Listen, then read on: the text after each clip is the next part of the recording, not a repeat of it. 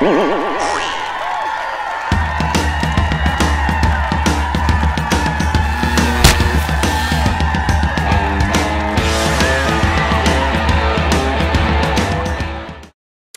everybody, Rocky here with another Comic Source Comic Boom collaboration. You will note today that I am going solo. I'm flying solo here. Jace is a busy guy. Reviewing comic books is not our, I guess it's not our respective day jobs. So Jace is tied up with work. And so for this particular week, fortunately, it's a small week. So there's not a lot of comic books to review. Let me see, we got Catwoman, we got Shadow Wars, we got Shadow Warzone, we got Batman the Knight, we got Wonder Woman Evolution, the 3rd issue of World's Finest, we got a premiere of a milestone comic called Duo, we got Fables returning, Bill Willingham's Fables returning with issue 151, we've got Wonder Woman Evolution number 7, and we've got an issue of Flash and Nightwing as well. So hopefully you'll be able to put up with me, and I will be able to get through this. It's always difficult to do this by myself without having Jace around. I know he's gone solo a few times, but in any event, I'm going to try to get through all this, and we're just going to start off right away with the first issue here of a comic book called Duo. Now, Duo is a comic book that is published by Milestone, and I guess it takes place on Earth M, which is right on the cover, which is interesting. I don't know if there actually is an Earth M, but I guess there is now. Of all the 52 Earths in the multiverse, or in the universe, or in the multiverse, I'm not sure if we actually have an Earth M, but in the DC Omniverse, now we have Earth M. I guess that makes sense. Earth M for Milestone. And Duo actually represents this particular comic book, which is, I should say here, it's written by Greg Pak, and Hoy Pham is the artist, and Scott Hanna does the colors, and Chris Sotomayor, I believe, is the colorist as well. In any event, this comic book, it's deals with the Milestone character that was previously known as Zombie X-O-M-B-I, and it premiered way back in 1996. You can still get some of those issues on back issues, but in any event, this I really like the renaming of this, and this is a very interesting story. Now, I am just getting familiar with a lot of the heroes of the Milestone universe, because back in 1996, I never really got into it very much, and I quite enjoy what I'm reading for Icon and Rocket and Static and Hardware. I'm actually enjoying those comic books. With DC, with the mainstream DC universe, I think maybe suffering a little bit in terms of trying to get on their feet, in terms of some of just the overall feel of some of their stories. And maybe it's just me, but other than the DC Crisis stories and Joshua Williamson, I think the mainstream DC universe has lost its way a little bit.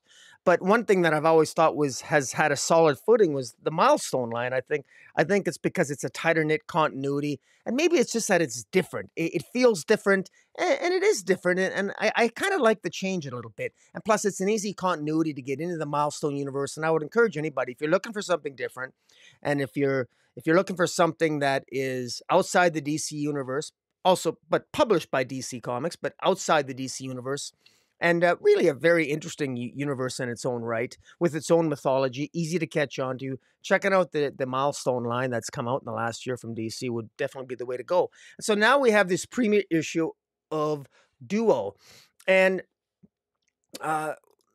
right off the bat with this issue of Duo, we're introduced with the main characters, who are, they're in bed and they're being intimate, and their names are David and Kelly. And David and Kelly are, it is established that obviously they love each other, they're in a relationship, and they're scientists. And they're very excited because they're about to make their pitch for more funding, because they want to focus on regeneration. They want to focus on a cell's ability to regenerate. And as they're walking to work to make their pitch to their boss, they're walking by various parts of Dakota, what I assume is Dakota City, and they see homeless people there, and they're both very intelligent, and they look at people, and And at one point, David basically says osteoporosis, alcoholism. They emphysema. They can look at people and almost identify what they suffer from. And what they want to do is they've created basically technology that consists of nanites that can essentially, for any life form, regenerate unhealthy cells in any life form to preserve it. So it's actually sort of a way for almost human beings to obtain longevity. They got nanobots developed and trained through 4,500 generations over 6 years. They've really advanced this technology, and these cells identify any injured section in the target organism and insert themselves into individual cells and help replicate it. And they're explaining this to their boss, Dr. Marius Chung, director of the Healerist New Research Initiative, and they need funding, and that's really what they're asking for is funding, and it's a type of AI that's capable of making trillions of calculations per second, but that's why they need funding to create a computer powerful enough to do all these calculations. But in the meantime, their boss is telling them, look, this is going to take time. I appreciate you guys have got a lot on the go here and that you're very excited, but this stuff takes time. And he actually refuses them. And he says, now, right away, that seems absurd. Why would anybody in their right mind, when they just were able to show it, because early on in this issue, it shows them clearly replicating an injured plant. And so anyone with a functioning brain could tell that this is a worthwhile endeavor to invest in. And so right away, any astute reader can know that their boss is probably just feeding them a line of hype and is going to end up being a bad guy. And that's exactly it. And as it turns out, when they return, their boss rejects them, but he says it's admirable, and he appreciates what they're trying to do. So he offers to buy them out for $1 billion, like saying, thanks, we don't really need you along, but we'll buy your research for $1 billion. And of course, they're very skeptical. If you're offering us $1 billion, it's probably worth $10 billion. And so they reject the offer, and they essentially go home. And ultimately, they end up later that night. They end up being attacked by these really goofy-looking mechanical creatures, which I'm assuming they seem mechanical, but they seem mechanical. They don't. At first, I thought maybe they were just really skinny humans in mechanical garb, but no, they're attacked by these creatures, or these mechanical robot-like creatures. And, David is right away attacked, and seemingly it looks like he's burned to death and killed. And then Kelly is burned to death and seemingly killed right thereafter. And it looks like they're burning up. But here's where the art gets a little bit interesting, and I'm not entirely sure. The art here is really good, by the way. Hoi Pham does a really good job on the art. But at the same time, when they're in the scene where both David and Kelly are slowly being killed or burned alive, it almost looks like there's maybe some sort of little nanobots infusing with them. So I think I thought the art was very well done here, because it's, I was questioning, are they being burned alive? How exactly are they meeting their demise here? And as it turns out, as I discovered as you read later on in the issue, these are the right questions that I'm asking, because while it looks like they're burning up in such a way that the nanobots that apparently Kelly has in her body, the nanobots healed her, but also her consciousness ends up getting melded in with her partner and lover, David. So David and Kelly are essentially merged in one. So it's almost like, for those fans of Firestorm, it might be similar to the Firestorm character in the DC universe. But frankly, I actually find this more interesting than Ronnie Raymond and Professor Stein in the Firestorm Matrix. I actually find this more interesting. I like this dynamic between Kelly and David, because these nanobots are such that they can heal from almost anything, and they got ability. It's impossible. Kelly can't be harmed. So, David can't be harmed. I guess David / Kelly, but it's David's body that is really in control. but Kelly has just as much control over his mind, over the mind and the body as David does. So it's an interesting dichotomy. Hence the name of the book, Duo. It's very well done, and the cover is just fantastic. It's an absolutely beautiful cover here, and there's a number of covers here. There's 3 covers to this series. This is just truly, this is beautiful, and I'm so glad that they changed the name to Duo, because I don't know the original name Zombie, which I think was kind of a dumb name. I like this aspect. I really love the concept here, because even though it might seem a little bit tropey, the idea of AI and nanobots and healing, we've seen this similar type of storyline in different movies and in comics before, but frankly, it's nice to see this. I think it's so much more can be explored with this type of storyline, that I don't think that this type of mythology, this type of origin, I think there's so many places that you can go with it that are still remain largely unexplored, because it deals with the idea of AI.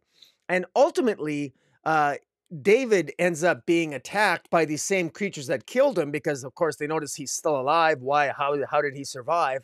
And it ends up that these creatures, while they end up being incapacitated, David discovers the existence that Kelly is still alive. He thought his partner, his partner and lover, that she was killed, but he discovers that she's not, that she's actually part of his consciousness, which is very fascinating. And again, the art here is just fantastic.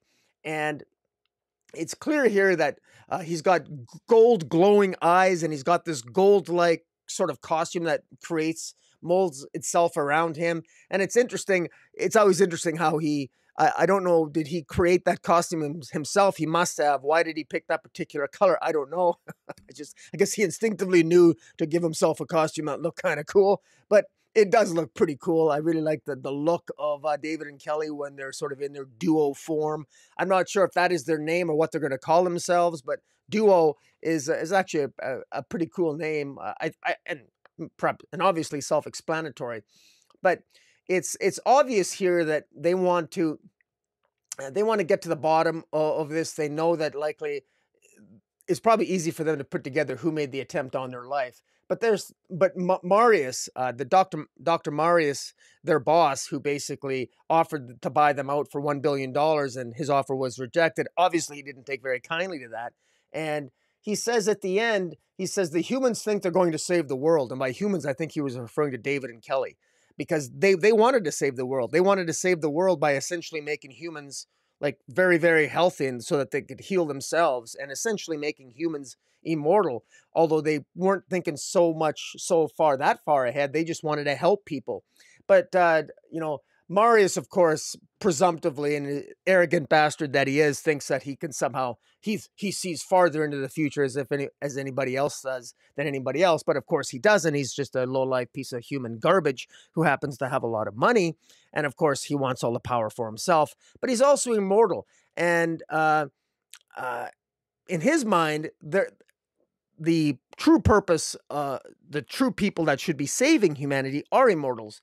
And so the next issue promises to be Rise of the Immutables, which is interesting because this Dr. Marius appears to be immortal himself. And the final page reveal is very interesting because it shows a group of, it looks like, 3, 6, 9, 12, like 12 individuals that are all apparently immortal, and he wants them to save the world. So you can imagine that if you're a group of 12 immortals that appear at the end of this issue, and how would you react if suddenly a human being could make every other human on the planet immortal? You would lose your special status as being immortal, so you might have a vested interest to destroy anybody that could essentially create permanent healing or immortality. So I'm interested. I'm curious with the premise here. I enjoy the premise. I think it's interesting. I think it's a nice twist on it. I'm really curious to see where Greg Pak is going to take this. So I'm definitely in. I'm as interested in this just like I was after the first issue of Icon and Rocket, which is my favorite Milestone title so far. But I gotta tell you, man, this is automatically at least second at this point, and this possibly could very quickly become the first, my favorite Milestone issue. I really like the concept of this. Again, maybe a little tropey for some people, but I like the idea, and I'm really curious to see where it goes because Greg Pak, I like Greg Pak. I like I've liked a lot of his writing over the years, from when he was on Action Comics through when he was even on Agents of Atlas for Marvel. So I'm curious to see where he takes this.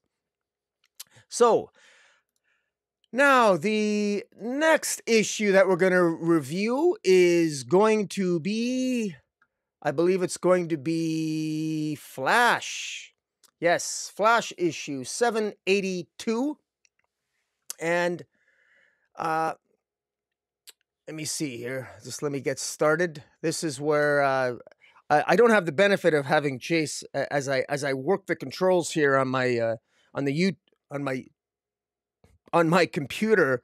Jace could also cover for me and talk while I'm going about my computer nonsense. But in any event, Flash 782, writer Jeremy Adams, artist Passerin. Let me try to find the page with all the full credits here.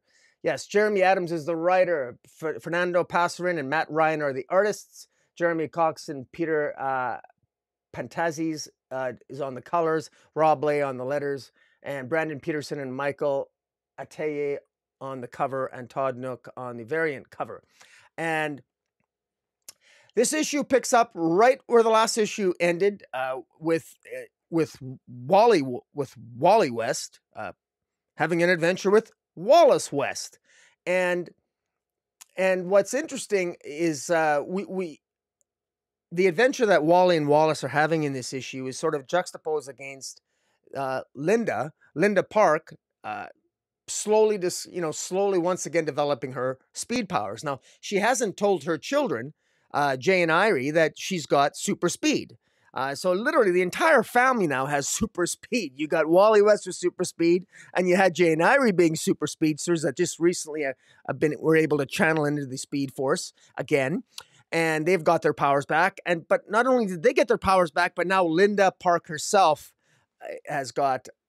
Linda Park West has got superpowers herself, and she really loves it because she gets to do her riding at super speed. And in this issue, she ends up taking Jay and Irie to the park. They end up playing. Irie almost gets hit by a car, and then Linda saves Irie, and that's when Jay and Irie, the kids, they discover that their mom has superpowers and has super speed, and it's like, oh boy, now they're going to have to tell Dad. And so while that's going on, Wally and Wallace are taking out Girder, and they take out Girder escaped from Iron Heights Penitentiary, and there's a great dialogue here. Jeremy Adams does a really good job with dialogue. Jeremy Adams, he understands this character, he understands Wally, he understands the relationship, and between the importance of the relationship between Wally West and his kids and his wife, and the dialogue here is really well. And the rapport that Wally and Wallace have as they take down Girder, and they sort of create a magnet through their connection to the Speed Force, and Girder ends up being sort of crushed between two vehicles, and they return Girder back to Iron Heights Penitentiary. And right away something seems off, because the warden seems rather blasé about it, and the warden doesn't really seem to be as surprised or concerned that one of their inmates who escaped is suddenly returned by Wally and Wallace,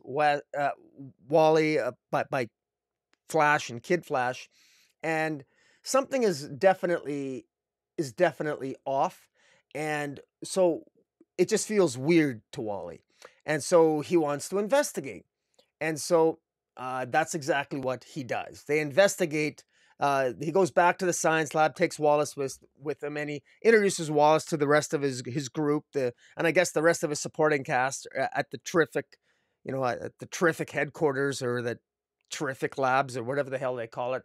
Terrific. I don't know, what is it called? Terrific Incorporated, or I forget the name of Mr. Terrific's corporation, because Wally West works for Mr. Terrific as essentially sort of like a quasi-scientist. Even though he's not that bright, he's got a lot of experience utilizing the Speed Force, and so he's more of the hands-on guy that can give the scientist the practical side and the practical experience of knowing what it's like to actually be in the Speed Force and to understand something about time and quantum mechanics and all the other crazy stuff that they work on in Mr. Terrific's lab.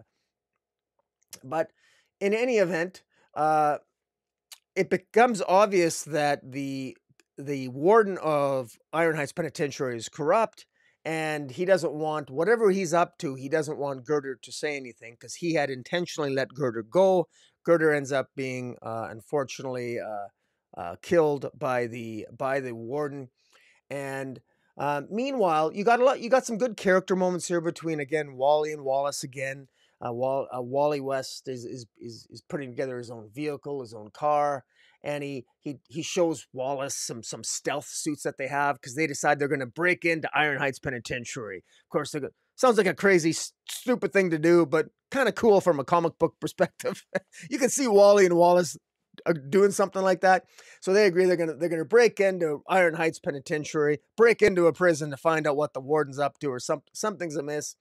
And of course, when they do break into the prison, they see that Girder appears to have been crushed because the magnetic effect that they created. It looks like Girder has been essentially crushed and killed by all the metal that was magnetized to him. And actually, I suppose it could be Wally and Wallace. It could be suspects in his murder, if you think about it. But I don't know if that's the route where writer Jeremy Adams is going with this. But it's quite clear that in breaking into the prison, it's quite clear that something is amiss. And the warden here talks about what his agenda is. He does have a plan. And he wants to become mayor. He has a plan. And he's, yeah, I'm not sure what his shenanigans are yet, but it's going to be interesting to see. In the meantime, before they can figure out where to go next in their investigation, Wally and Wallace end up going back home. And before Linda can tell Wally anything about her newfound powers, because her kids are prompting Linda, hey, Mom, you better tell Dad about your super speed powers because it's kind of cool. Suddenly he gets called away he gets contacted by Bibbo, the detective chimp, who wants to tell him about the Justice League. Presumably, I'm assuming he wants to be told about the death of the Justice League. And so he takes off. And the next issue is going to be the search for Barry Allen, which is a Dark Crisis tie-in. And of course, that's pretty cool because I really like what Joshua Williamson is doing. I'm excited about the Dark Crisis. I thought Justice League issue 75 was very intriguing, was very interesting. It was fast-paced, adrenaline rush, a lot of action resulting in the death of the Justice League. However, one of the Justice League members that was not killed was Wally West because he wasn't among them. So Wally West, along with Nightwing, it's nice to know that Nightwing and Wally West are still among the heroes, along with the other legacy heroes that are still around to do battle against the forces of the great Dark Army of Pariah. And so next issue of Flash promises to be quite a good one. And I'm looking forward to that. And so that takes us to the end of Flash issue 782.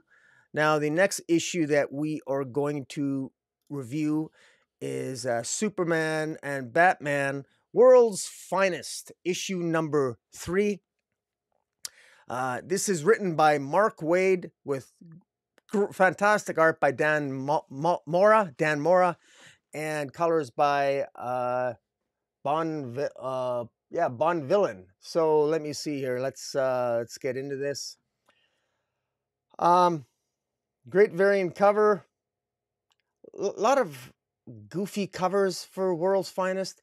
Let me just start off by saying this about World's Finest is that this is Mark Waid who's having a lot of fun with these characters. It's so obvious that Mark Waid knows Superman, knows Batman. He knows how these two communicate with each other. He's excellent at dialogue. He nails the dialogue here. These are characters that they know each other. They care for each other as a duo, and it's Mark Waid is masterful at weaving so many different players into a single issue. We got Felix Faust here, who is utilizing his own powers he tried to pull one up on Superman last issue. Superman will have none of it this issue.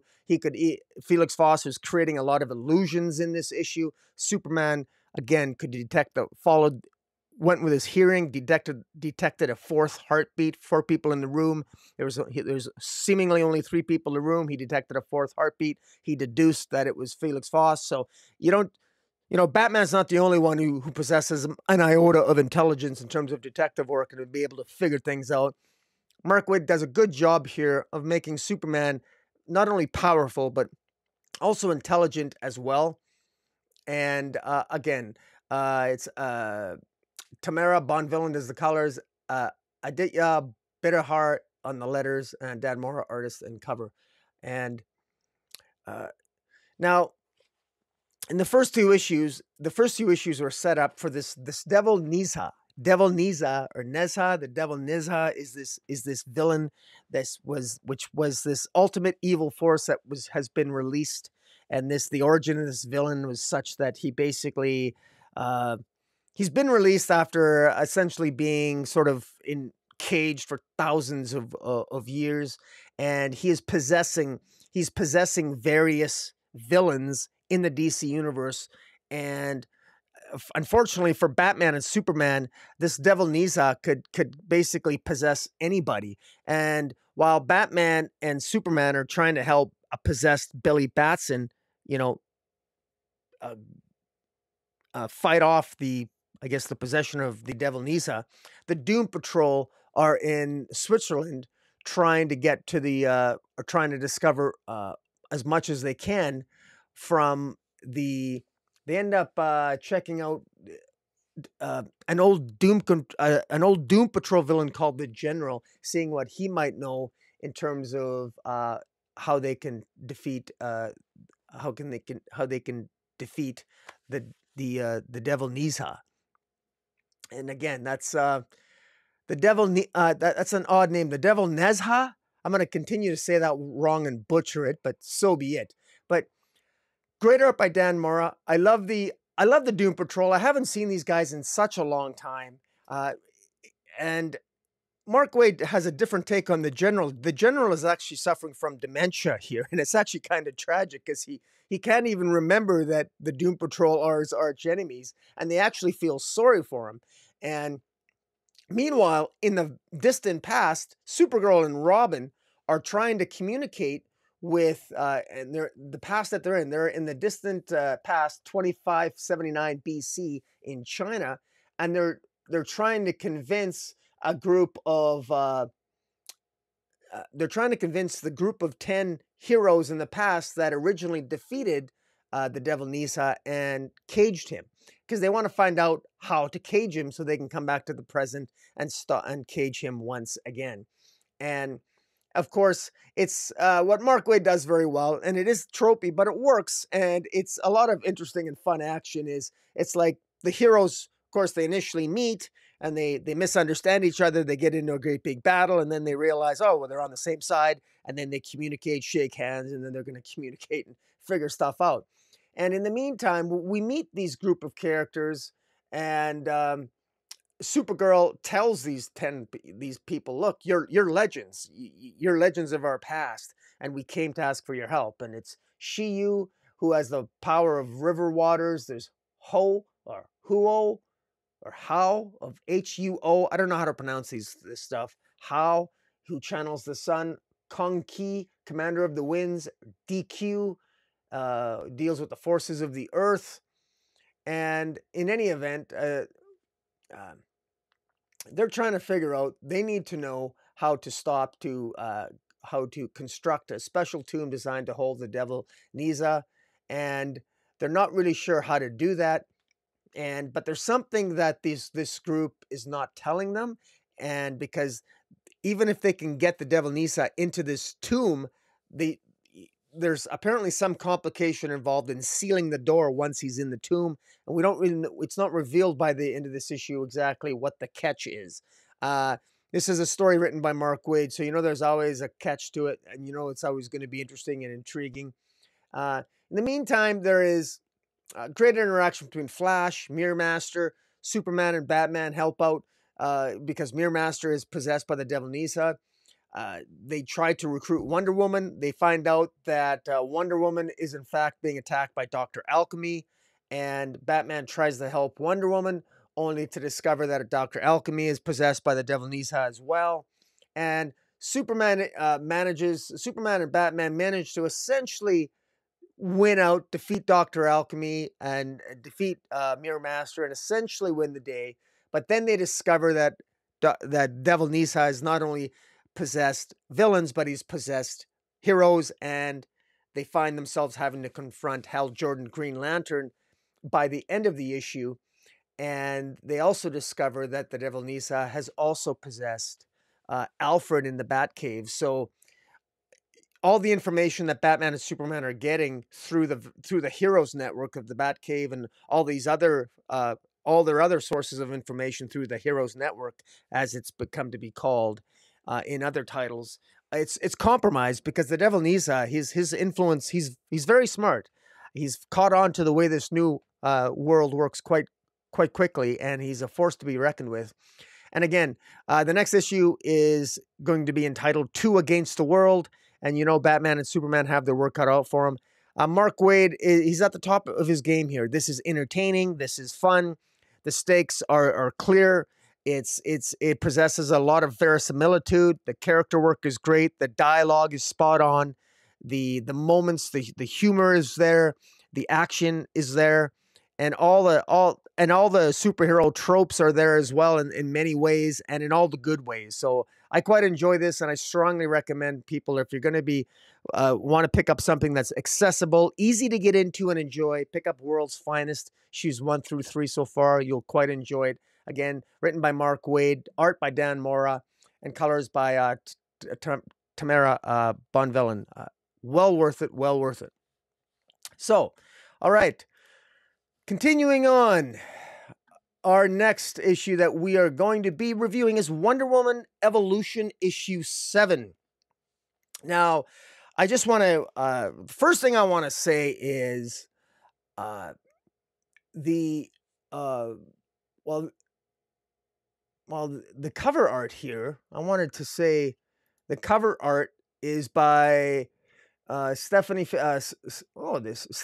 Raphael is the artist, which is interesting. The art I would have thought was by Mike Hawthorne. Mike Hawthorne and Jordie Bellaire do the cover. So the standard cover here is by Mike Hawthorne, colors by Jordie Bellaire.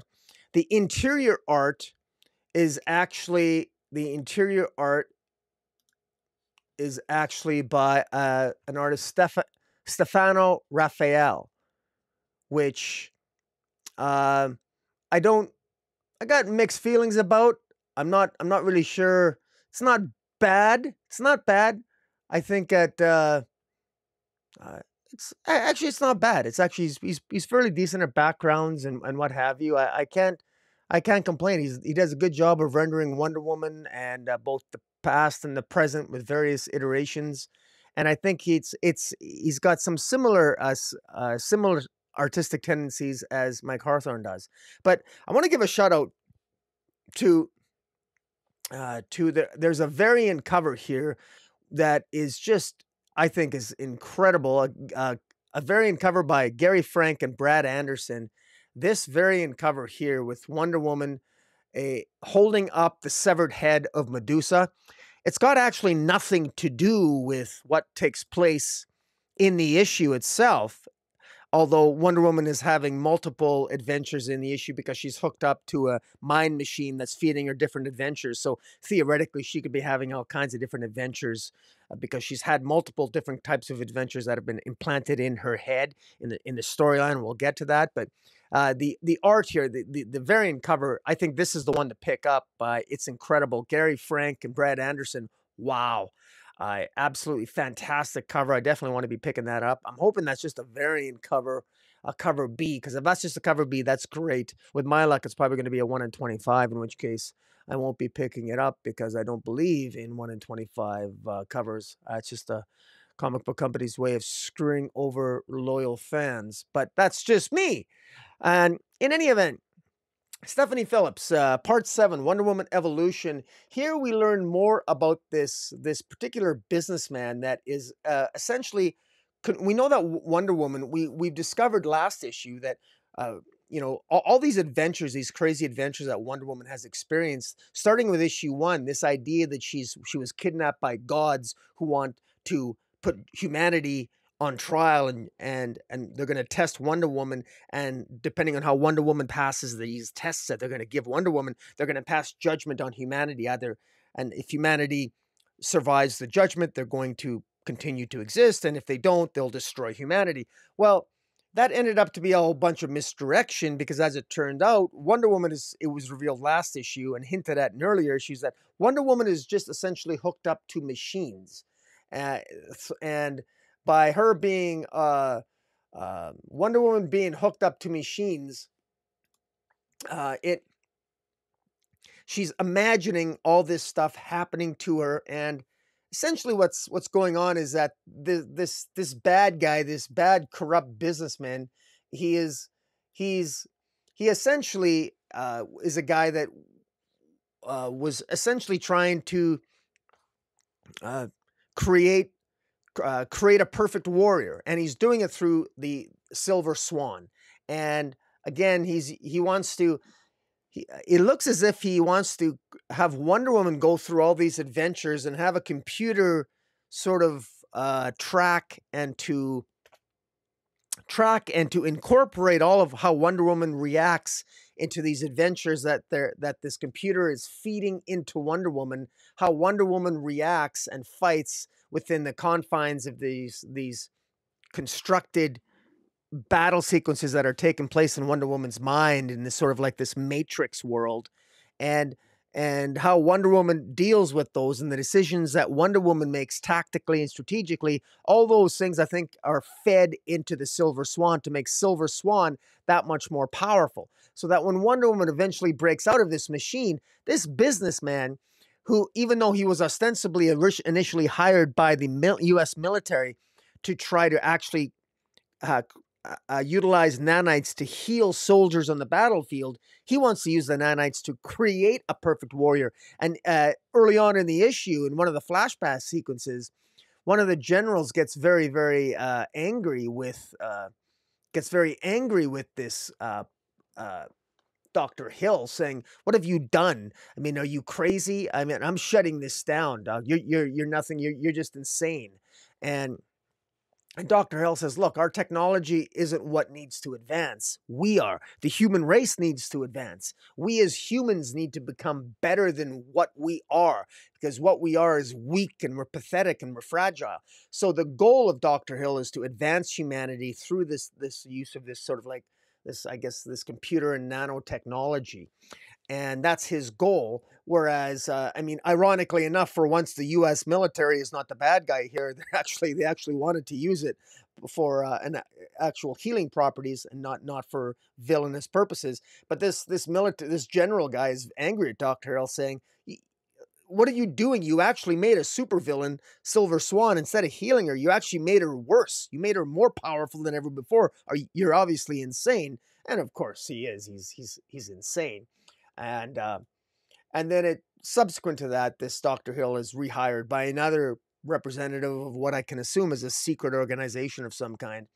And ultimately, Wonder Woman is she's having these, frankly, what end up to be what we've known for since at least 6 issues now. All her adventures are a complete waste of time. That's the sad part. That's my criticism of this series. Pretty much every single thing that Wonder Woman has experienced from the beginning of this series till now has been almost, from a plot perspective, completely superfluous. It hasn't really been necessary. It's been cool. We've seen Mike Hawthorne show off his art, and we've got some beautiful colors and some beautiful artwork. Don't get me wrong, but from a story perspective, this has been a really, really decompressed tale, and this could have been done in 2 issues, 3 at the most. So far, but it is what it is. Wonder Woman, she finally escapes, this dream world, and she's really crazy, and she's upset, and she's saying the things that we readers are saying by now, and is, "What does this prove? Tell me what?" And it's true. That's exactly what I, as a reader, am saying. What does this prove? Writer Stephanie Phillips, she clearly has something to say here, but it's taken her a long time to say it. And ultimately, what is she trying to say? Like, as Wonder Woman herself says in this issue, what does this prove? All right. I mean, what does this prove? She's saying to her enemy, you've got me trapped in this virtual world that isn't real. Why am I here? What's the point of all this? And it ends up being that, again, through just a long, protracted, meaningless series of Wonder Woman hitting things and hitting different illusions of Superman as a zombie and other creatures that just end up crumbling away. All of it's for naught because we know it's not real. And she ends up trying to attack the Dr. Hill, but she ends up being attacked by Silver Swan. And that's going to take us to the next issue of the final evolution, which is interesting because I see that I hear the word, I read the words that the final issue is going to be entitled The Final Evolution, and I think of the final solution, because at one point I thought we were going to get it she was actually in Nuremberg in the past in the Matrix, and I thought, you think of Nuremberg, you think of Nazis, you think of the extermination of the Jews, you think of the final solution, and you think of how horrible humanity can be. And and here this Dr. Hill is trying to improve on humanity. And so in many ways with humanity, we can get so dark and gloomy and horrible in our worst acts. Maybe improving upon humanity is a good idea. But the way Dr. Hill wants to improve upon humanity is to improve upon it by building upon our worst and darkest tendencies and infuse them into Silver Swan, as opposed to the higher elements of our nature, of which is embodied by Wonder Woman. It's really odd. I'm a little bit odd. I'm thinking, if this Dr. Hill wanted to infuse darkness and infuse some power hungry or some strategic or tactical knowledge or genius on Silver Swan, I'm not sure necessarily why he would go to Wonder Woman for that. Wonder Woman is all about kindness and compassion and virtue. She doesn't embody at all the darker aspects of humanity. So to have her hook up to the Matrix seems a little odd to me, but maybe was he trying to get just Wonder Woman's tactical experience or the way Wonder Woman fights in battle? Like, I'm not sure what's the connection between Wonder Woman hooked up to this Matrix and Silver Swan. What was the point of Wonder Woman? What did Dr. Hill get from Wonder Woman being locked into this Matrix for 7 issues? What did he get out of it other than a pissed off Amazon? I don't get it. He got so is he taking Wonder Woman's anger and putting the anger into Silver Swan, and now Silver Swan is attacking Wonder Woman? I'm not really sure I'm getting what the gist or point of all this was. And even the theme here seems all wacky now. I'm not sure, well, what's the message of this? What's the actual theme? So this started off as what could have been a profound or even an interesting theme, and unfortunately it's evolved into something evolved. The evolution, this entire story has evolved into a story that I don't find as interesting as I did when I first started reading it, and that's unfortunate. But we'll see. Wonder Woman always usually tends, I suspect Wonder Woman's just going to end issue 7 with a speech. This is issue 7, so the final issue will be issue 8. She'll end issue 8 with a speech, and because that's usually how Wonder Woman is. That's the tropey thing to do with Wonder Woman. That's why most writers don't do anything new with her. We've seen all kinds of tropey things with Clunrad on Wonder Woman, and I'm hoping we can avoid some of the tropes here with Stephanie Phillips when we get the final issue of issue 8. But we shall see. We shall see. But that's the review of Wonder Woman Evolution number 7. Now, the next one. What is next? The next issue we're going to read is Batman the Night issue 5. All right. Batman the Night issue 5, written by Chip Sardasky, with art by D. Garnama King. I'm going to butcher this name too, but let me just bring up the full credits here. One of the interesting things about these credits is that they will often put them on the last page. Stupid thing to do. If I was an editor-in-chief of any comic book company, I would make it a rule that You will not be able to write the comic book if you put the credits on the last page. Why? Because the credits go on the first page. Anyways, it's written by Trip Sardasky, art and cover by Carmine D. Giodomenico, and color by Evan Placencia, lettering by Pat Brousseau. The art here by Carmine D. Giodomenico is excellent. I quite enjoy the art. I can't fault it for that. This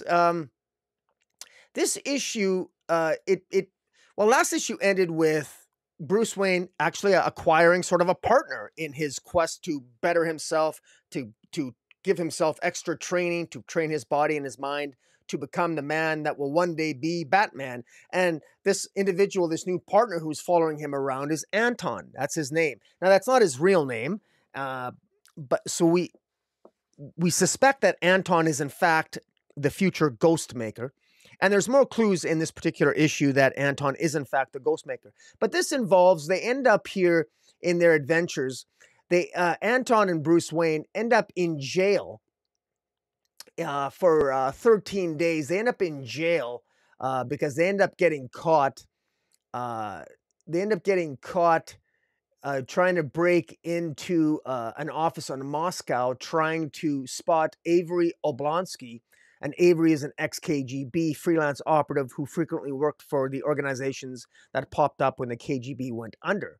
And this individual that they're looking for, Avery Oblonsky, is on Henri Ducard's list in terms of people that you should want to train you. And Avery Oblonsky, who Bruce Wayne and Anton, who we think is Ghostmaker, is looking for her to help train them in the art of essentially espionage and deception. Now, as it turns out, this was all part of essentially kind of like a ruse. It was all sort of a test. Avery Oblonsky was just sort of testing them. And so ultimately, when at some point while they're incarcerated, their cell doors are left open intentionally, and Bruce Wayne and Anton escape, only to be essentially picked up by Avery, who reveals her secrets to him, and she begins to train both Bruce and Anton. And it's interesting because she wants to teach them deception, and she gives them she makes them compete with each other, and she's really good at manipulation and disguise, and she has what she refers to as a cave where she goes to spend her time, and she keeps various.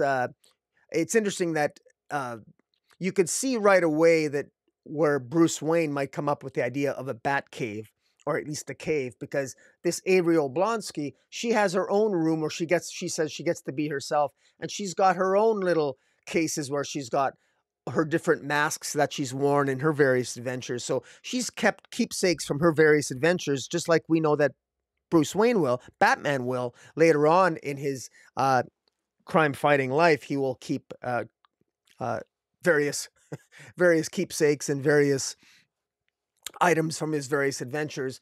You can see where a lot of these ideas or habits were maybe implanted in Bruce's heads. And in any event, this issue, Trip Sardasky does a good job here of nailing down the dialogue. Good rapport between Anton and Bruce Wayne and this Avery Oblonsky, who's training both of them in the art of deception and what have you. Nothing really profound here. They're just basically told to go, and essentially at first the first contest is to essentially just seduce others, be pickup artists. And you can see maybe the beginnings and the rumblings of Bruce Wayne learning to be a playboy.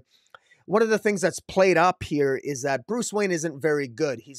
That Anton is much better at it. Anton, again, who we suspect is the future Ghostmaker, Anton it's clearly implied is bisexual here, and it hints that Anton has some attraction to Bruce Wayne. And we know that Ghostmaker is also bisexual because we saw that in the backup features of the Ghostmaker backup in Batman. And so the hints here of some bisexuality in terms of the methods and seductions used by Anton is it's very subtle and it's well done. It's well scripted by Chip Zdarsky and uh, and Demonico on the art does a really good job of conveying that as well. And it's Anton's bisexuality that Bruce Wayne uses against him at the end of the issue, where in order to win the challenge that Avery puts both of them on to try to obtain a particular book, Bruce Wayne utilizes, you could tell Bruce Wayne knows that Anton maybe has some attraction, latent attraction toward him, and he uses that. And so there's a hint there, and you're gonna have people online are gonna be Bleeding Cool's already talked about. Oh my God, is Bruce Wayne bisexual? Well, he's not. He just he deliberately sort of plays with and manipulates Anton in order to get the book from him, and he ends up ultimately winning the contest. So they each end up winning a challenge at the end of this issue, and it's I thought it was well done. This wasn't a big deal. This wasn't like it was anything even remotely provocative by any stretch of the imagination. In fact, I can it's on top of the page here. It might look like Anton's going in there for a kiss, but it's it's not. It's just Bruce Wayne sort of playing him and manipulating him and doing a masterful job. And you would expect Bruce Wayne to be able to do that. I mean, after all, Bruce Wayne becomes the playboy master. Bruce Wayne, billionaire philanthropist. So Bruce Wayne knows his way around seduction. I mean, so this shouldn't really surprise anybody. But I mean, I suppose as this might be the first time in canon that Bruce Wayne has ever perhaps hinted at or manipulated another man with his sexual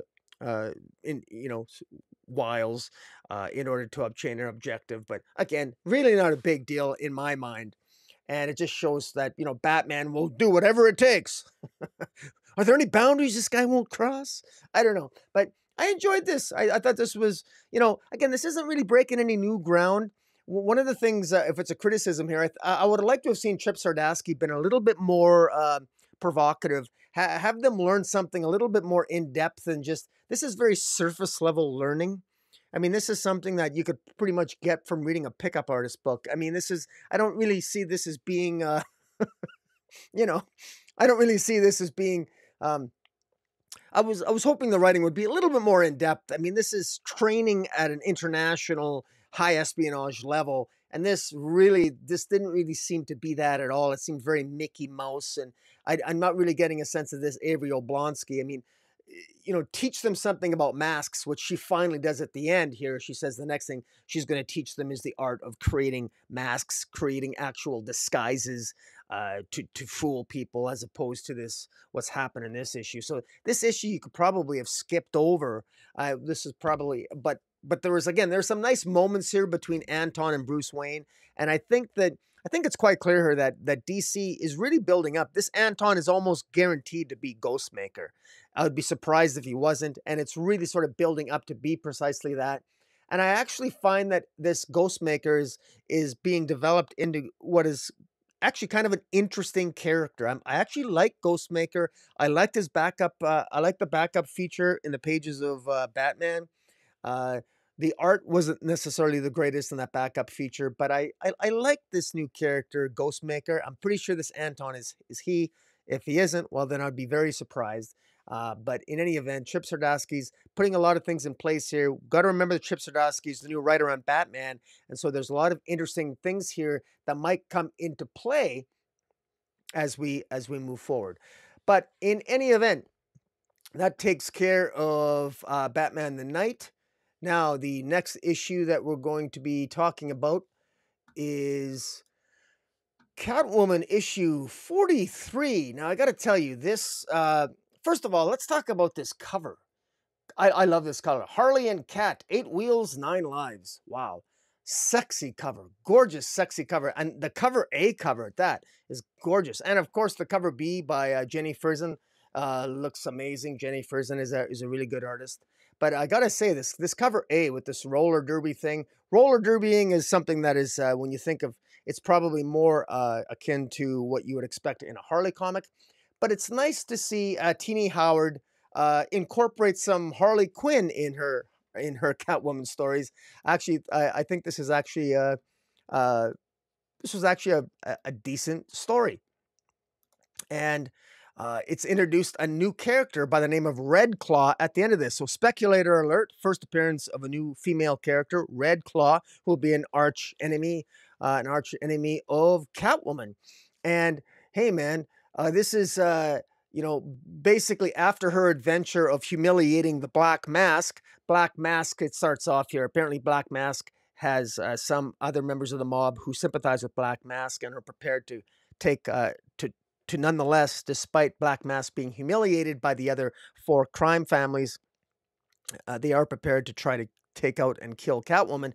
Well, Catwoman is aware of this, and she knows that it's probably a good idea for her to just take off and leave Gotham for a while. And she decides to go on a road trip with Harley Quinn. What better person to go on a road trip with than Harley Quinn? I know I'd like to go on a road trip with Harley Quinn. I don't know if I'd survive it, but man, it would be a lot of fun. But Tini Howard here does the story. Bengal on the art. Jordi Belair does the colors. Tom Napolitano on the letters. And Jeff DeCall on the cover. Fantastic cover again. Well, Harley decides to tell Selena, saying, look, why don't let's go roller derbing, let's have some fun. And Selena says, well, what the hell, why don't we do that? And that's exactly what they end up doing. And really this is just a fun comic. It's not, I gotta say, not a heck of a lot happens per se. I mean, they end up being attacked by someone who they're not really sure who it is, but attacked by a guy who is trying to get a hold of them, and we never see who this guy is. So I think Tini Howard is trying to play is keeping the identity of this person that is who keeps attacking Catwoman and Harley. She's trying to keep the identity of that person close to her vest, so to speak. And so again, they keep traveling. This person who's trying to, I guess, injure them, trying to take them out, is attacking them. They avoid them. Catwoman and Harley manage to avoid him, and they get a hotel room together. And right away, I'm thinking, hey, what's going to happen here?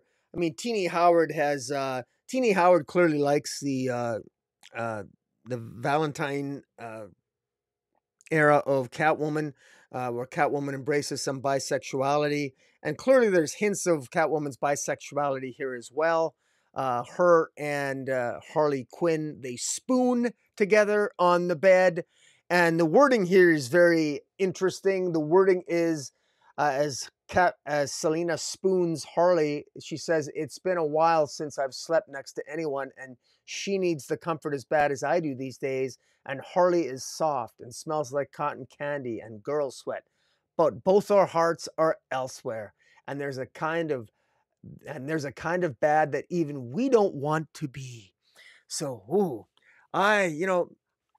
Selena, why not be bad? I mean, you're not with Bruce. Bruce isn't around. Batman's not around. Harley, Poison Ivy's not around. Why not? Catwoman, Harley. Good scene here. I like what Tini Howard does here. These are two sexy, gorgeous, bisexual women spooning each other in a bed. I got to tell you, if I didn't know better, I would think maybe Jimmy Palmiotti and Amanda Connor wrote this, but I actually like the scene. I think there's a sexiness to it, and there's a little bit of intimacy to it. These two have respect for each other, and I think it works. And it put a smile on my face because I am a Purient fanboy, and hey, what's not to like? How can anybody complain with a scene involving Selena Kyle and Harleen Quinzel sleeping in the same bed together? Come on. And it actually stayed PG. Who would think? In any event, the next morning after they go to the roller derby, and Selena is actually she's not a bad roller derbist. Is that what you call it? When you're really good at roller derbying, what do you call it? You're a roller derbist? A roller derber? A roller derbist? I don't know. I'm just making that up. I would ask Harley, but I would have thought Harley would have answered that question in this issue, but she does not. But in any event, there's some good action sequences here, good dialogue. But again, you know, it's Harley and Catwoman sort of getting to know the other members on the roller derby team. Conveniently, they're two people short, and they need to win. And again, a lot of very good art here. I mean, I enjoy the art. There's a sexiness to the characters. I like the coloring here by Jordi Belair. I think it works, and there's a lot of fun to be had in this issue. This issue feels demonstrably different than the first story arc that Tini Howard did. This is definitely the fun issue. This is much more lighthearted. I think a lot more fun, lighthearted. It has some sexiness in it, some intimacy in it, and some little bit of tits and pieces for Purian fanboys like me. I actually enjoyed it, and you got some Harley Quinn elements that I'm sure Tini Howard liked to throw in there. I actually enjoyed this. I enjoyed this issue. And then as there's a particular spot where Harley tells Selina to go, you know, take a breather from the roller derby ring, go into the locker room, have some water, relax. And that's where where Selina is confronted by Red Claw, and Red Claw tells Selina, "You have more to fear from me than from any man." And this Red Claw, she looks very muscular, and I think this was a very intentional artistic choice because Red Claw looks like a very muscular woman. She looks more muscular than Selina. Both Selina and Harley don't look particularly muscular, muscle bound. They look very feminine, but this Red Claw looks like a woman with a little bit more musculature to her, and of course looks gorgeous in red. Looks to be carrying a weapon of some kind, and I don't know if she's wearing rollerblades, but she has a tattoo that is obviously a Red Claw tattoo on her right shoulder. Interesting. Where's this going to go? I don't know, but I'm interested in it. Hey man, Harley Quinn, Catwoman, a bunch of women at a roller derby. This is a lot of fun. If I didn't know better, I would think I was reading a Harley Quinn comic. But I got to tell you, after reading this, I wouldn't mind Tini Howard writing a few issues of Harley Quinn. You know, and maybe Stephanie Phillips writing some Catwoman. Why not? Switch it up a little bit. But in any event, I enjoyed this issue, and I think it's I think people, if you weren't on board with Tini Howard with the Black Mask storyline, which I think you should have been, because I thought it was reasonably well done. I think if you enjoy good humor and you like Harley Quinn, this is kind of a must buy, I think, for this week. All right, next issue that we're going to review is Shadow Warzone issue 1. Wow, what to say about this? Well, look, we know that the Shadow War has begun, and we know that with the Shadow War, somebody has killed Ra's al Ghul. The prime suspect is Deathstroke, and Talia al Ghul has sent the entire League of Shadows, League of Assassins, all the leagues that Talia al Ghul controls. She is sent to kill Deathstroke.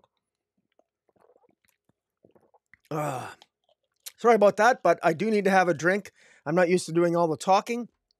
I can't pass the buck to Jace. But in any event, Shadow Warzone. This is essentially a one-shot here. One of the things in the preview copies that we get, it's never clear. There's never a price tag on this, but there's a large number of issues here.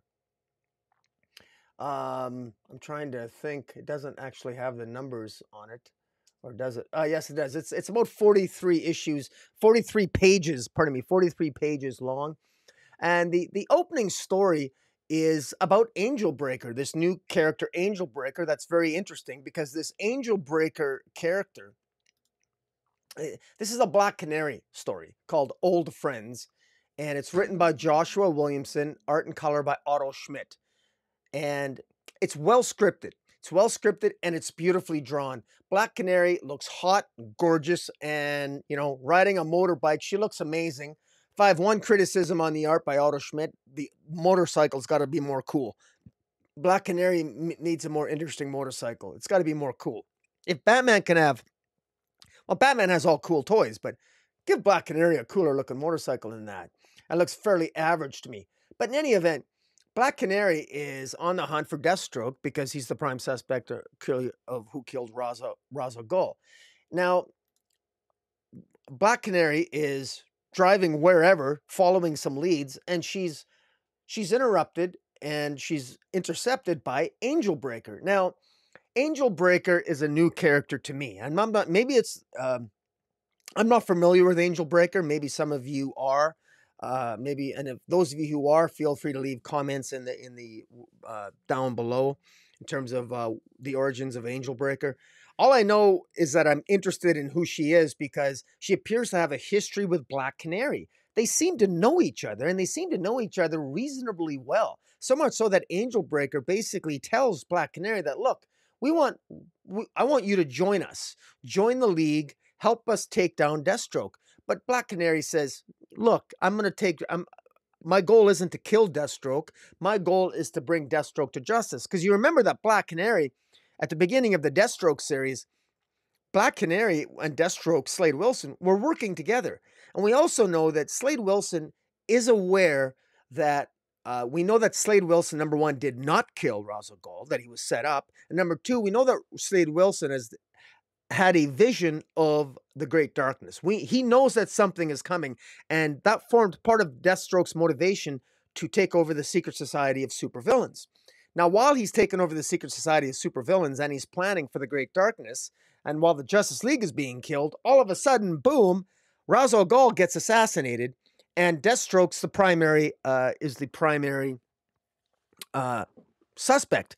And of course, let me just back up a bit. This is before the Justice League is killed because Batman's still around, but very clearly, there's a lot of moving parts to this. And Black Canary, you could tell that whatever history her and Angel Breaker have, it's, they got a lot of antagonism there because Black Canary wastes no time saying, no, my goal is to take Deathstroke to justice. I'm not going to kill him. And she screams with her Sonic Canary cry to take out Angel Breaker. But Angel Breaker is a very competent fighter, and her sword can actually absorb apparently Sonic blasts and return it. But Black Canary is quite an adept fighter herself. This was kick-ass choreography by Joshua Williamson, or maybe he left it all to Otto Schmidt. Whoever was in charge of scripting this fight did a very good job. Otto Schmidt did a fantastic job illustrating it, and the coloring is just really bang on here. It's really good. And it's clear Black Canary and Angel Breaker are fairly evenly matched. Of course, Angel Breaker's got that sword, and Black Canary has her voice. But it's clear that they're evenly matched. Before Angel Breaker and Black Canary can finish their altercation, however, Angel Breaker is communicated with by Italia al Ghul, telling her that, look, we know that we've heard that Deathstroke apparently is in Nepal, and so Angel Breaker takes off to Nepal. So now Black Canary knows where everyone's headed. So Black Canary tells Oracle, I'm headed to Nepal too. And that's the end of this opening chapter here. And it's going to be continued in Shadow War Omega. One of the frustrating things about the Shadow War with a lot of DC events is that they're fixated on Shadow War Alpha, Omega, and sometimes they don't use numbers anymore, and they jump around, and you really got to be careful in terms of where do you go next to follow a story. I should tell you right off the bat that this Shadow Warzone is a series of stories that it's really not necessary. You can just read Batman and just read Shadow War itself proper. This Shadow Warzone is not necessary to read any of the stories in this. But if you want to get a more full story in terms of knowing who all the potential players are, it's probably a good idea that you read it. But it's really not necessary. I'm glad I did because I think this Angel Breaker is really cool, kick-ass. I think she looks hot. I think she looks gorgeous. And of course, Black Canary is gorgeous too. And it sort of expands on Black Canary's rogues gallery. And so that's what I like about it. Although I read a lot of DC, look, I admit, maybe Angel Breaker's always been a villain of Black Canary, but I don't ever remember reading about Angel Breaker when I read Birds of Prey. But I got to tell you, Leah, I did go through a long stretch there where I used to drink I used to drink a lot.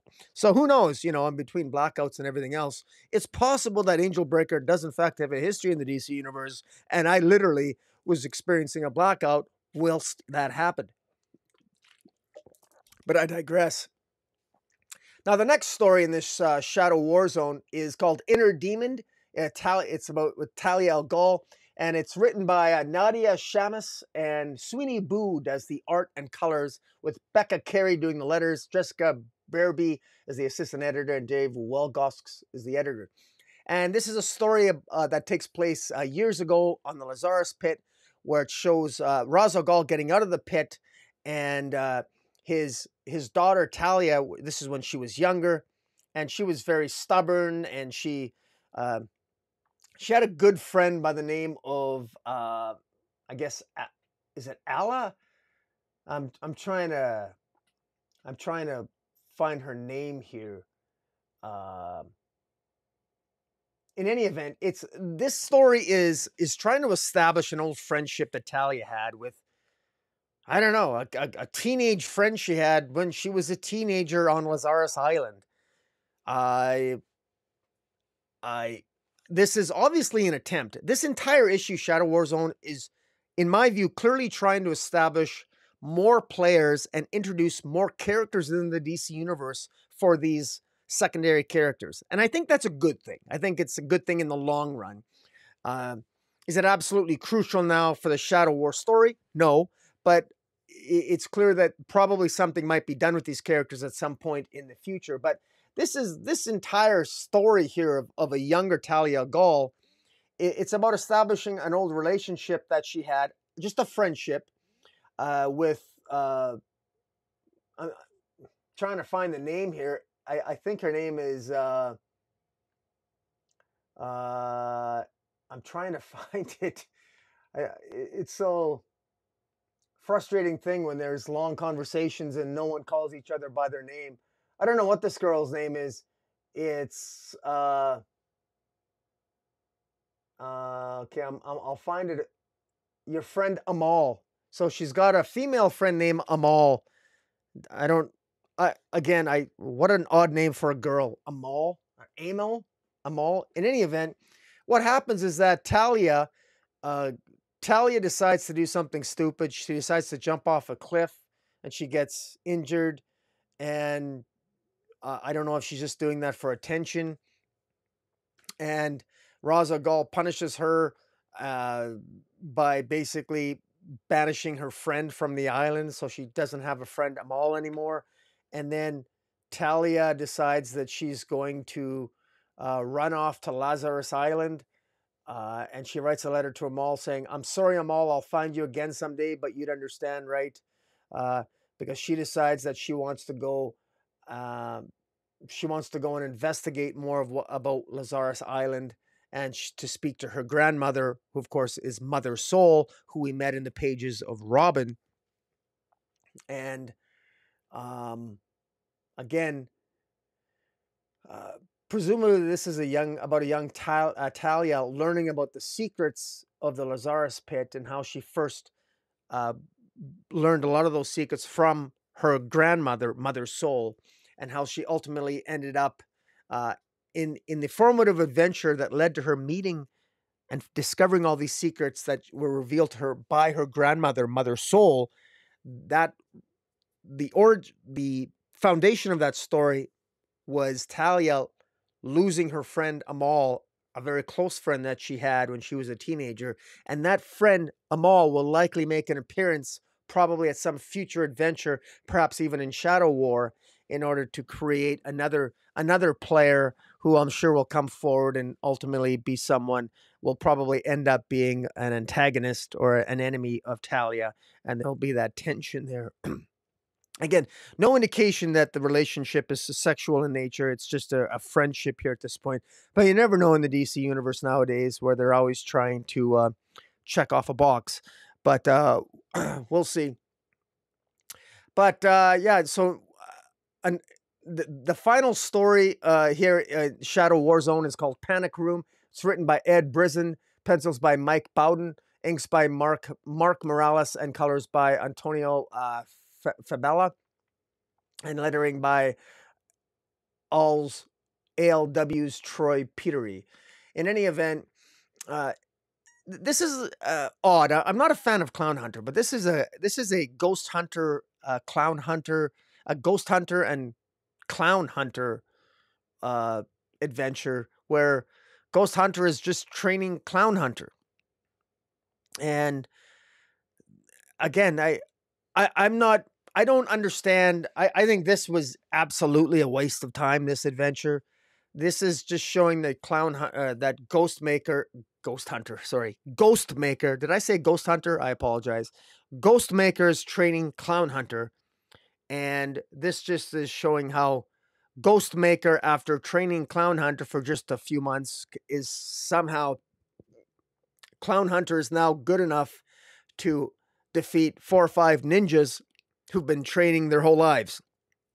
Absolute nonsense, but it is what it is. You got to prop up Clown Hunter, but this is a character who is a murderer. But I guess Ghost Maker is a murderer, Clown Hunter is a murderer, and Batman, who is not a murderer, has no problem forgiving and working with murderers all the time now. That's the new Batman. I only bring people to justice. I only bring murderers to justice if they don't know martial arts. If they know martial arts and are vigilantes and kill people, I will let them escape, and I'll even work with them and train them, or have somebody else train them. But if they're just ordinary, run-of-the-mill, unskilled murderers, I will apprehend them and bring them to justice because I'm Batman and I am vengeance or whatever.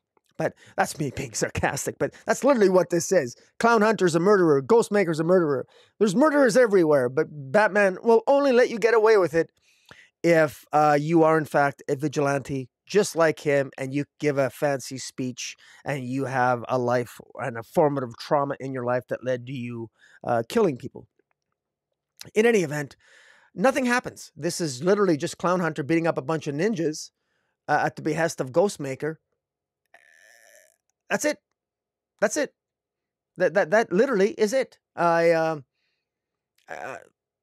nothing else to say. I don't even know what the League of Shadows has been hitting multiple targets all across Gotham, and Ghost Hunter is just Ghost Maker is taking Clown Hunter with him to just stop them.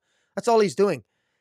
It's a complete waste of time. I guess no wonder it's shoehorned into this story, but it's really not necessary at all. I guess there is another story here. I thought, if you thought the Ghost Maker story was a waste of pages, wow. Wait till we get to the next one here. This is a waste of pages. And it consists of Harley Quinn with in an adventure written by Stephanie Phillips, where Harley Quinn is just she's in Gotham and she's just beating up a bunch of people. I'm not even, and again, I don't. She's just beating up a bunch of ninjas because apparently the League of Assassins, Italia Gall, she's sending them out everywhere. This is what doesn't make any sense about this at all. She's sending them out literally everywhere. Italia's sending these League of Assassins people out to places where she has to know Deathstroke is nowhere near. I mean, Italia's not this stupid, but in order to make this storyline work and these multiple stories work, I guess we got to assume Talia is an idiot and sending out their League of Assassins. I mean, she doesn't even have that many that many assassins that she can send them out willy-nilly everywhere. And really, come on. Like, Harley Quinn against 10 ninjas? Sorry, Harley, you ain't going to stand a chance. Neither is Clown Hunter, for that matter. Come on. But in any event, what's interesting about it is that at least at the end of this, Harley, after running around beating up a bunch of ninjas, and again, kind of like superfluous dialogue, useless dialogue, no real story here. She's being spied on by Lashita. And who is Lashita? Well, Lashina is one of the female Furies. And Lashina is one of the female Furies and is kind of a cool character and has made an appearance in the Harley Quinn comic from time to time. and might be something potentially interesting there. But why did she show up on the last page? We literally have, there is, I'm sorry, but there is, I'm trying to do this here. There is literally 10 wasted pages here of Harley Quinn just walking around with a bat, ninjas in a, this is called Ninjas at the Arcade. She's in an arcade fighting ninjas. And then at the end, Lashina shows up. It's discovered that Harley Quinn is being spied upon, and Lashina wants to confront Harley for some reason.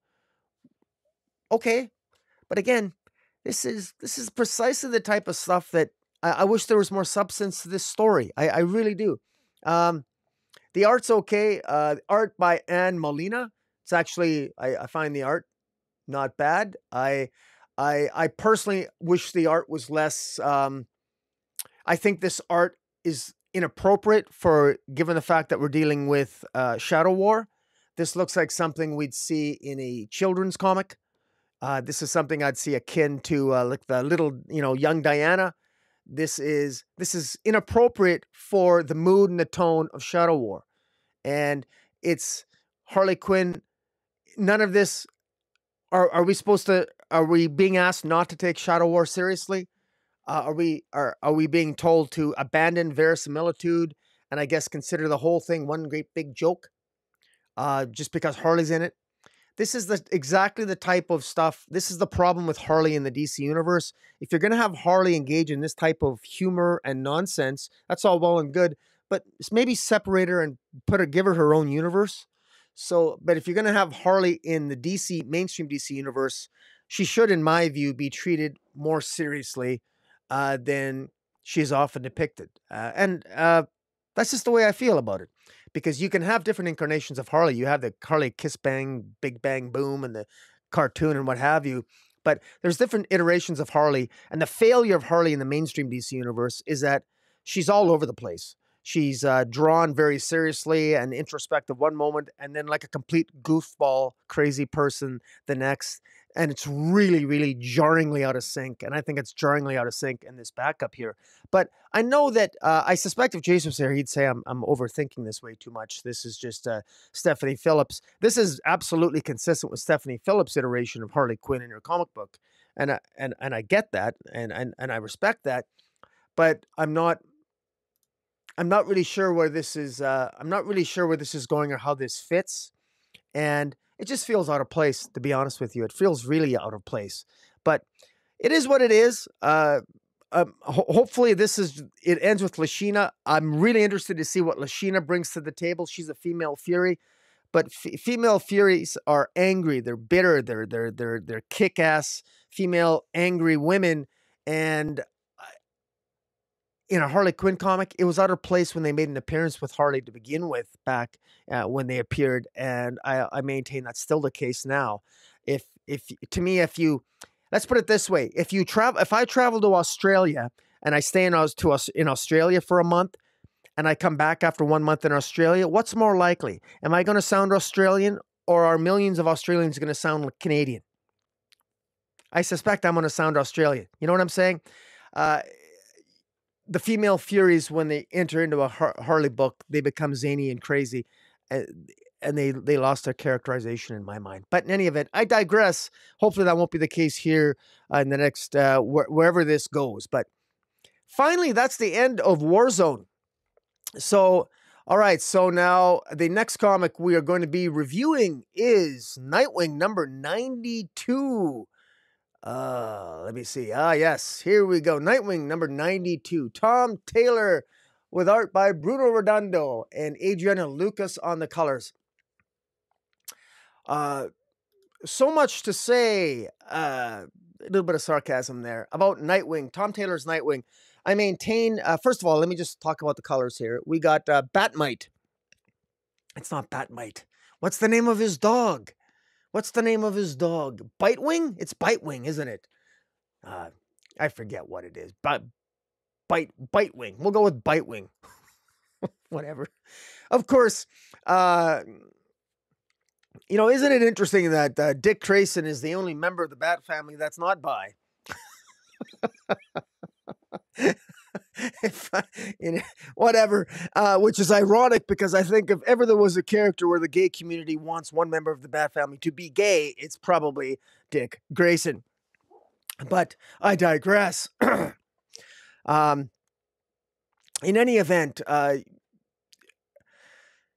one thing about Tom Taylor is he's really good on these on the character moments, and this issue again he does the same thing. A lot of character moments here.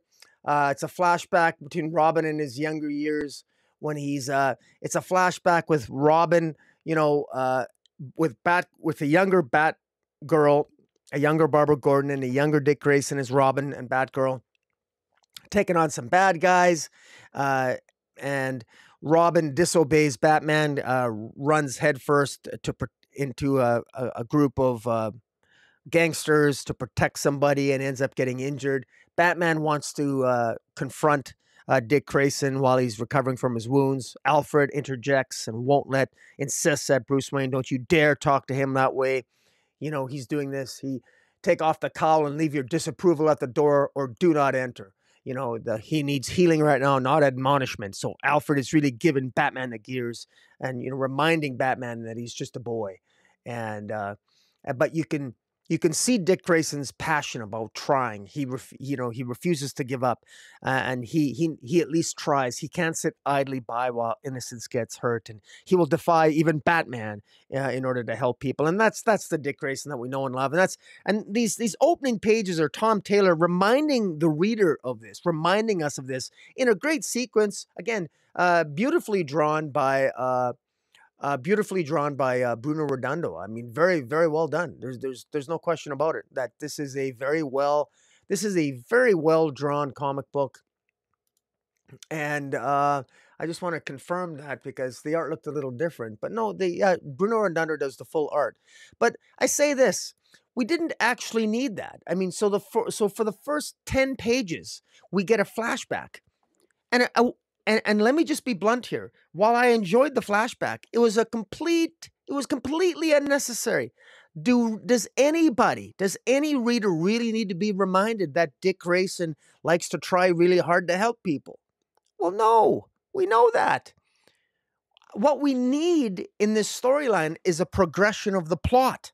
That's what we're not getting. So again, I said this to Chase last week weeks ago when we reviewed past issues of Nightwing. I'm torn between really enjoying these character moments, but also simultaneously feeling frustrated that we're not getting any plot progression because these story moments are really good. These flashbacks are cool, and they're, you know, they tug a little bit at the heartstrings. But I gotta admit, this one didn't. It was unnecessary. Do we need, you know? We know who Batman is by now. We don't need another reminder of this, but we keep getting it. And but at the same time, this is where I'm going to be a little bit of a hypocrite and a little bit paradoxical here, that I do like this moment. So I can never say that these issues are bad by Tom Taylor because they're good. But I do get frustrated at the lack of actual plot progression because we've wasted 10 issues on a flashback that is completely unnecessary for this story. Totally unnecessary. We could have got 10 extra pages of plot progression, but we got a flashback. But continuing on. Actually, I'm sorry. It was 11 pages of a flashback. Issue 12 is that we're finally up to date. It shows Barbara Gordon and Dick Grayson on a date, and Bruce Wayne shows up with his dog Ace, the hound, Ace the Bat Hound, which is kind of cool. And again, this is what I mean. These character moments, great dialogue moments. Tom Taylor knows these characters, but how much does this plot actually move? But again, the character moments are kind of satisfying because we get Barbara Gordon and Dick Grayson. We get great dialogue, great rapport between them. Bruce Wayne shows up. He's concerned about Dick Grayson. There's a statue that he put up of Alfred in tribute to Alfred and the Pennyworth Foundation, with the inscription on a statue that says, "It takes a different hero to help without a mask." And so it's a beautiful tribute to Alfred, beautiful statue of Alfred in the park in Bloodhaven, all put up by part of the Alfred Pennyworth Foundation, the philanthropic organization that Dick Grayson formed with the $1 billion inheritance that he received from the estate of Alfred Pennyworth. And while they're in this park with Bruce Wayne and Barbara Gordon, they run into Blockbuster and Mayor Zuko. Mayor Zuko still playing the role. Mayor Zuko, of course, it was revealed was Dick Grayson's sister. She's still playing a role. And if what she has earlier represented to Dick Grayson is to be believed, she is actually working sort of undercover with the ultimate goal of taking down Blockbuster. Meanwhile, Blockbuster gave up trying to assassinate Dick Grayson because he was essentially warned by Lady Shiva, of all people, that, look, no assassin is going to help you anymore because, Dick Grayson is officially off limits because he's got too many connections, and most of the assassins, many of them have been taken off the playing field by the Heroes Network, thanks to the BS that you've put in place here. Well, so we get Bruce Wayne and Blockbuster exchanging hard glancers, and basically, it's like they're comparing dick sizes to each other. It's like, my truck's bigger than your truck. Like, come on. But, again, good dialogue, interesting moments. Superman, son of Kal-El, John Kent shows up, and, he, of course, it's, Tom Taylor's really good at, because he's writing Superman, son of Kal-El, he's writing Nightwing. He utilizes both those characters very well. Meanwhile, we got some shenanigans going on. There's, Dick Grayson is fighting crime as Nightwing at night, and he is, he's not just stopping the criminals. He's actually, sorry, I have to drink some water. He's not just stopping the criminals. He's actually revealing their identities. Criminals that go around with wearing masks, he takes their masks off, and he films them. And with the help of Oracle, of course, their identities are revealed online. Meanwhile, Blockbuster, wallowing in a pit of despair, having no idea how to effectively stop Nightwing, finds his men brutally assassinated by Heartless, by the villain known as, I think his name is Heartless. He's the one that's been ripping hearts out of homeless people. And he basically tells Blockbuster that he knows how to handle Dick Grayson. He actually saw Blockbuster in the park with Dick Grayson. So who is this Heartless? The mystery is, who is Heartless? Is it somebody that we already are familiar with? Is it a character that we've already become familiar with? If it is, it's going to be interesting to know who it is. He has a proposal for Blockbuster. And because if Heartless wants to take out Dick Grayson, Heartless has to know that he's got to do it carefully, because Blockbuster certainly knows, because the entire hitmen of the world are staying away from Bloodhaven. They don't want to take the contract that Blockbuster has up there, and Lady Shiva doesn't even want to take it. So, there's a lot in play here. So, again, not a lot. I mean, the only thing that happened in this issue is Heartless makes his way over to Blockbuster and he wants to make a proposal to Blockbuster. So in terms of advancing the story, that's the only substantive thing that happened in this entire issue, is Heartless approaches Blockbuster and says, I have a proposal for you. The rest is literally just character moments, which, again, is cool, but the character moments don't actually advance the story all that much. So again, it's a double-edged sword. I like the character moments, but at the same time, this is a very ploddingly slow plot line. So there you have it. So now the next comic book that we're going to be reviewing is Fables. And this is the last one. And this is Fables issue 151. Now, this is one where I'm a huge Bill Willingham fan, and I'm also a Mark Buckingham fan, and I'm a huge Fables fan. So Fables ended in 2017. Issue 150 of Fables came out, and that effectively ended the series. And I got to tell you something, that for those of you who don't haven't read Fables, I can tell you that the when Fables ended in 2017, it ended with 150 issues under its belt, with no less than at least I think it was it had at least, I believe, 9 spin-off series, 14 Eisner Awards, and an audience that was estimated to be even larger than what its sales would suggest. Not only did you have Fables that came out at that time, there was another series, Jack of Fables. There was Cinderella from Fabletown with Love. There was 1001 Nights of Snowfall. There was Fables, The Last Castle, which was a hardcover. Fables, Werewolves of the Heartland, another hardcover. There was Fables, The Wolf Among Us, which was a comic book series based on the video game. There was the Unwritten Fables, the Unwritten was another Vertigo title. There was also Fables as part of the Unwritten mythology, written by Mike Carey. There was a Fables novel that I read, Peter and Max, and there was also The Literals, which was a 3-issue miniseries.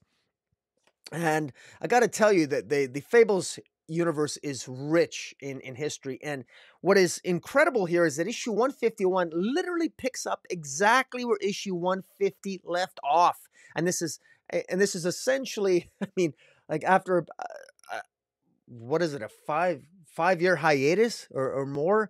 I mean, it's just incredible. And I got to tell you here that I'm really I'm intrigued by this because in this issue, let me say this, because for those of you who don't know much about Fables, let me tell you this as a little bit of background.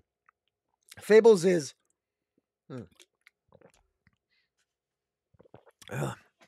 wow. Fables takes place in essentially a universe where all the fairy tale characters exist, but the main world is not aware that these characters exist in real life. Snow White and the Big Bad Wolf, Red Rose, Prince Charming, the Beast, Jack Be Nimble, Jack Be Quick, Jack Jumped Over the Candlestick, that Jack, Jack and the Beanstalk, all those Jacks, the same person. You got you got Bluebeard, you got the 3 blind mice, you got Cinderella, you got Goldilocks. You got all these characters. You got the 3 bears. You got the 3 little pigs. All of these characters actually exist, and they exist because of the power of belief. And the stronger the mainstream belief in these characters in fiction, the more powerful they actually are in real life. So Snow White is one of the hardest characters to kill because of the strong belief in her existence. So many people believe in Snow White because of the Disney movies that the actual existence of Snow White, she's a very powerful force amongst the Fables. And the Fables, they had a headquarters in New York City. And they existed in a place called Fabletown, which was basically shrouded with sort of an invisible shield that no one could see the Fables. And the Fables referred to us ordinary folk as the mundanes. We were the Mondays. We were the Mondays.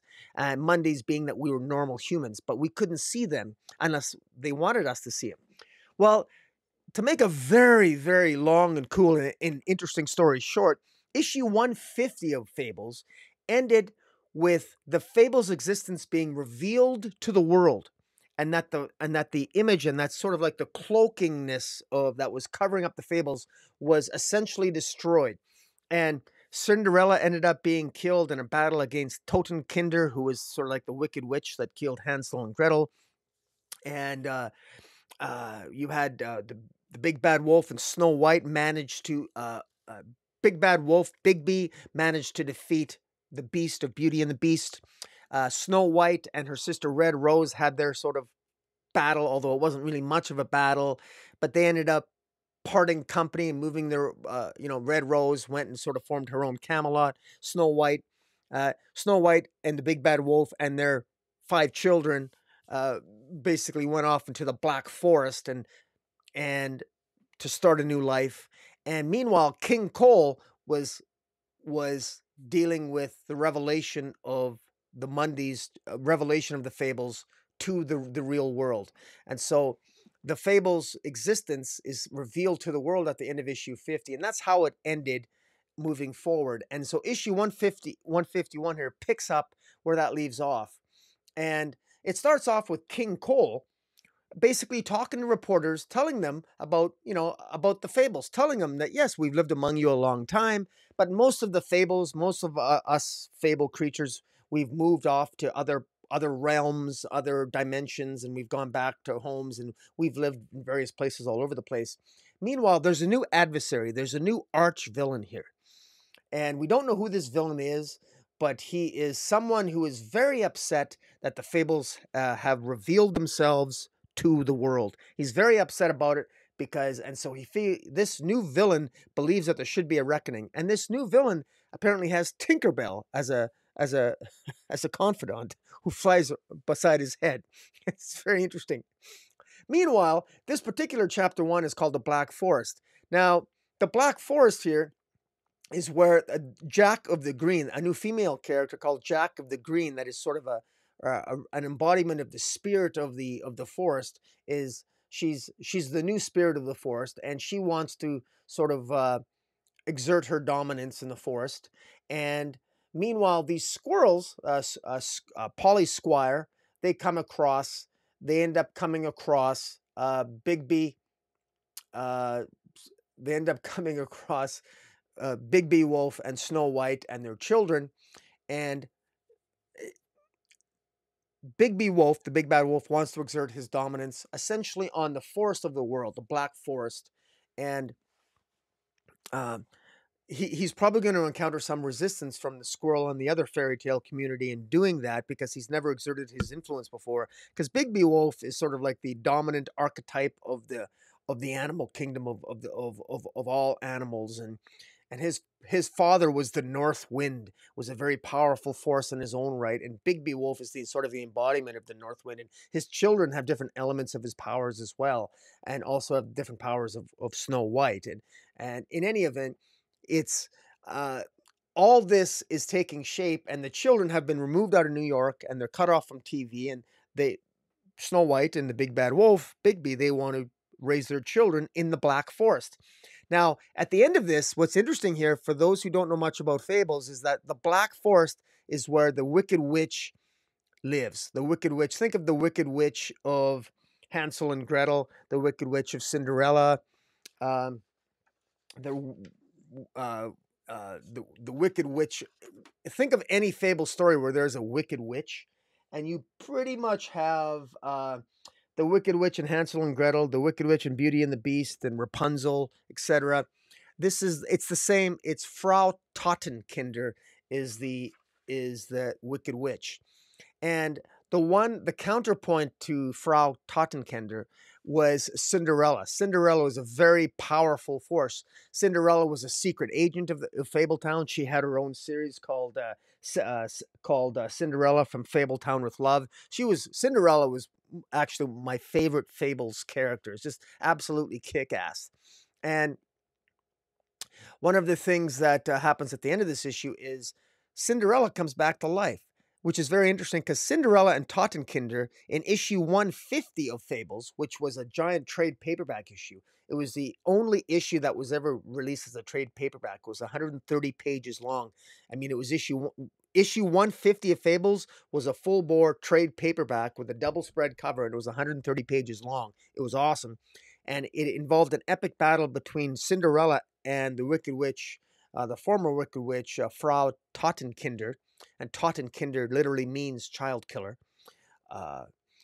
And in any event, they ended up killing each other. Cinderella dies, but before Cinderella dies, she actually takes the end of her high heel glass slipper and pushes it into Tottenkinder's head and kills her with her glass slipper. It was actually pretty cool. It was for those of you who've not read Fables, man, you're so missing out. You really have to pick up the series.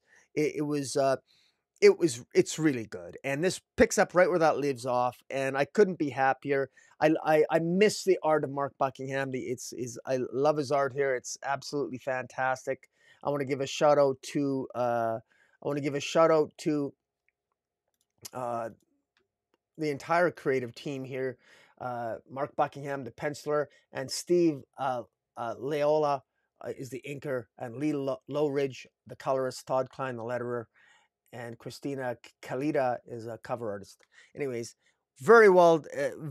Opening issue here. It might seem a little bit, maybe not entirely accessible to brand new readers, but give it a first few issues here, because you get the gist of what you need to know here. All you need to know is that the existence of Fables has been revealed to the world.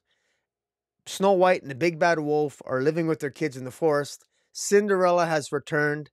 There's a new adversary that is upset that the Fables have revealed their existence to the world, and something's going to be happening, and we could probably expect that Frau Tottenkinder is going to be returning as well if Cinderella is returned as well. So the witch has returned. Cinderella has returned. We got Snow White, the Big Bad Wolf. We have this. We have this new adversary that's around, and things are afoot, and we have this Jack of the Green character, which is new. So I'm really curious to see where this leads. So I'd encourage everyone to pick it up. Now, so that basically covers that. Now, there are a number of other issues that came out this week, and I should indicate what they are. There's two other issues. There's the Earth Prime Stargirl issue number 4 came out this week, as well as Looney Tunes issue 266. I don't have a picture for those on YouTube of the Earth Prime Stargirl number 4, although I will say that I believe Earth Prime Stargirl is one of the few DC or CW titles that hasn't been canceled. I didn't suffer as Zaslav's axe, so to speak. 10 different series have been canceled by the CW network. I couldn't be happier, if I'm brutally honest. I didn't like really any of that garbage. I didn't. Although I've heard good things about Superman and Lois, and Stargirl is one of the better ones. I wasn't really a fan of much else, and I'm just glad. I'm glad that Zaslav is some heads are shaking. Discovery is coming in, and Discovery's got to shake things up, kick ass, and take names. At least it appears that he's got a.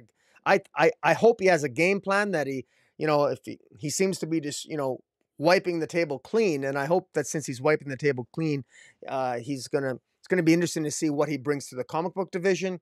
There hasn't been much talk in terms of what's going to happen in terms of the comic book division of DC Comics. We haven't heard a lot of people getting fired yet or removed or anything else. In fact, it seems to me that they keep doubling down on a lot of the creators and writers that they have right now. They seem to be coming out in the future with some more work, and there's even more. A lot of the names I mentioned today in this review were sort of inexperienced writers and creators, and it's I gotta be honest, it's a little disturbing. We need bigger names on DC titles, and so far in the short term here, in the next few months, we're not going to be seeing that. We're just going to be seeing more inexperienced writers, and I realize writers have to start somewhere, but you shouldn't be starting at DC and Marvel. You should be starting literally somewhere else, either in independent work or something else, and you shouldn't be learning the ropes at DC and Marvel. You should have a little bit more experience under your belt before you get to the big two. But in any event, guys, that's it for the review for DC Comics for the week of May 17th, 2022. Shout out to Chase. He will be back next week. In the meantime, though, thanks for watching. Those watching on the channel Comic Boom and those watching on the Comic Source podcast, I can assure you Jace will be back next week. And I know he wanted to be here, but he's a busy guy. And like me, sometimes we just can't always do this stuff together. But, please check out my channel, Comic Boom. Hit the subscribe button on YouTube. It's at Comic Boom ! Check out the Comic Source podcast. Jay says all these. This will be uploaded as a podcast on the Comic Source podcast. Check out his website and check him out wherever you can podcasts are. You can find the Comic Source podcast. Check it out. Trace does a lot of great interviews with a lot of different creators. He's always working hard, not only in his day job, but also interviewing numerous artists and creators from all over the industry. So definitely check him out. So that's all I got to say about that. Until next time, guys, take care.